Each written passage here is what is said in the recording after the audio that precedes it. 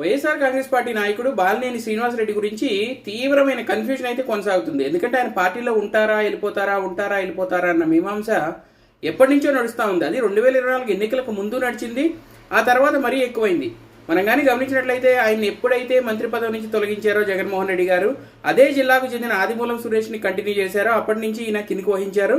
So అప్పటి నుంచి రకరకాల, అలాగే మాగుంట శ్రీనివాసరెడ్డికి ఎంపీ టికెట్ ఇప్పించే విషయంలో కూడా బాలినేని శ్రీనివాసరెడ్డికి అధిష్టానానికి మధ్య అనేక పొరపచ్చాలు ఏర్పడటం జరిగింది. అయితే ఇప్పుడు ఎన్నికల తర్వాత ఆయన ఓడిపోయారు, పార్టీ ఓడిపోయింది. సో వెళ్ళిపోతారని రోజు చెప్పుకుంటున్నారు. అయితే వైఎస్ఆర్ కాంగ్రెస్ పార్టీకి చెందిన అనేక మంది నాయకులు పార్టీ నుంచి బయటకు వెళ్ళిపోయారు కదా.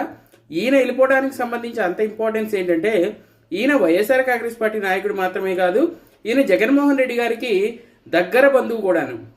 అలాగే వైవి సుబ్బారెడ్డి గారికి కూడా బాగా దగ్గర బంధువు. సో ఈయన వెళ్ళిపోతే డిఫరెంట్ సంకేతాలు వెళ్తాయని